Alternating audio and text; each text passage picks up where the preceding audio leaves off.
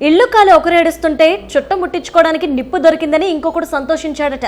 ప్రస్తుతం ఏపీలో వైసీపీ వ్యవహారం ఈ చుట్టముట్టించుకునే వాడిలా ఉంది. 5 ఏళ్ల పాలనలో ప్రజలు ఇచ్చిన అవకాశాన్ని దుర్వినియోగం చేసుకుని తిరుమల శ్రీవారి లడ్డూ ప్రసాదాన్ని కల్తీ చేసి మహాపాపాన్ని మూటగట్టుకున్న వైసీపీ ఇప్పుడు వాళ్ళు చేసిన పాపాలకు జనాలకు శాపం తగిలిందని సైకో సాడిస్ట్ ప్రచారాలు ప్రారంభించారు.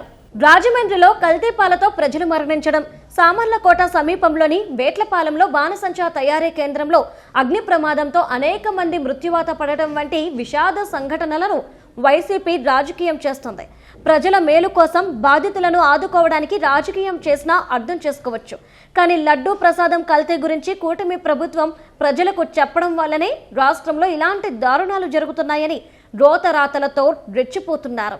వైసీపీ హయాంలో నెయ్యి కల్తీ జరిగిందని ప్రతి ఒక్కరికి తెలుసు.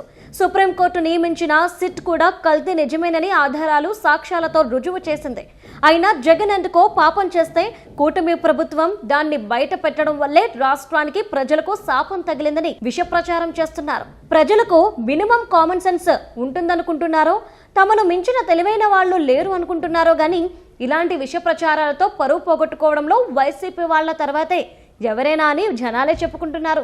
అసలు లడ్డూ ప్రసాదం కల్తీతో చేసిన అపచారానికి శాపం తగిలింది అనుకుంటే అది వైసీపీ హయాంలోనే జరిగిందనే వాదన టీడీపీ శ్రేణుల నుంచి వినిపిస్తోంది. 100 ఏళ్లలో కనీ విని ఎరుగని కరోనా మహమ్మారి విజృంభణతో ఒక్క ఆంధ్రప్రదేశ్లోనే కాదు ప్రపంచ వ్యాప్తంగా లక్షల మంది మరణించారు.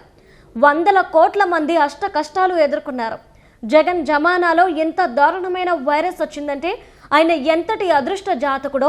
అలాంటి లక్కీ లీడర్ మళ్లీ అధికారంలోకి వస్తే కరోనాకు మించిన మహమ్మారి ముంచుకురాదా అని ఎవరైనా సెటైర్లేస్తే సమాధానం చెప్పలేని పరిస్థితి వస్తుంది. తమను ఎవరూ ఏమీ అనరు అనే ధైర్యంతో ప్రజల కష్టాలు విషాదాల మీద రాజకీయాలు చేసే వాళ్లను ఏం చేయాలి, ఎక్కడుంచాలి అనేది జనాలే ఆలోచించుకోవాలి.